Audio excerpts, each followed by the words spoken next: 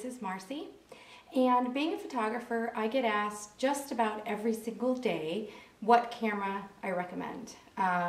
Usually people are looking for a point and shoot, sometimes more complex cameras, but today I'm going to talk to you about two cameras that I'm very fond of, both of them. They have different features and we're going to do a little comparison. So first let me show you what I'm talking about. The first camera is a point and shoot Canon. This is the 950 model.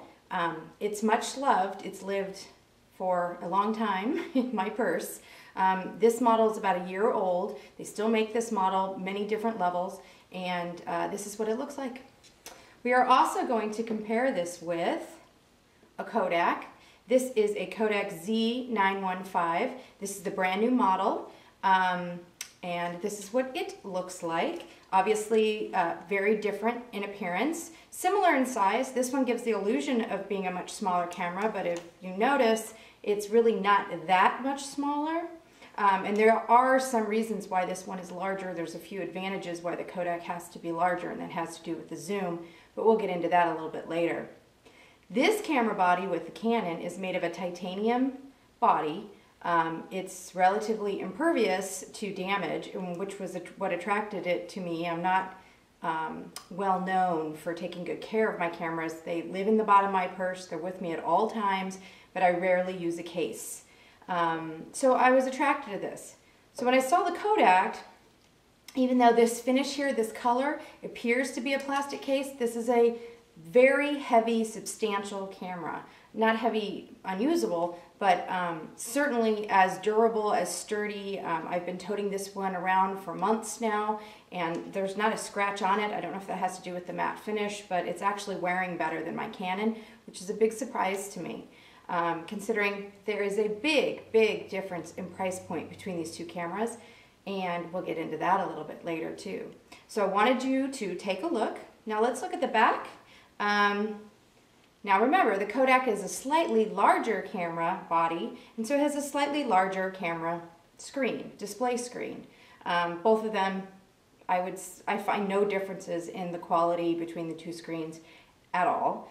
I will say there's an interesting feature on the Kodak, which is very good for beginners, in that when you change the setting on top, when you go from the default, like easy one shot, you go to those mystery buttons, you know, those AV and the P and the S and manual. It actually tells you the purpose of each of those on the screen. So if I turn this on, I don't know if this will read on the video camera. If I turn this on and I go to, let's say, I go here, okay, so this is the A setting, which represents aperture priority. So it tells you, and it gives you a little brief description there about what that means and what is the best use for that. So I find that kind of interesting. It's like a little cheat sheet. That is not as easily accessible in the small Canon.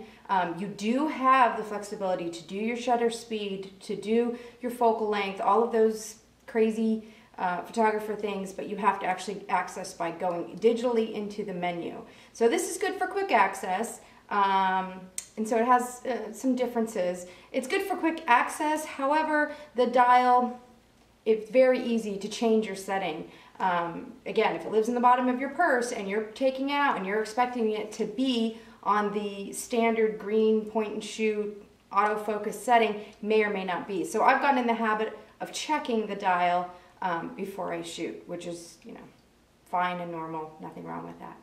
So I am going to go and do some test shots around the house, probably around here in my house, because I'm lazy like that, and let's see what we come up with. Okay.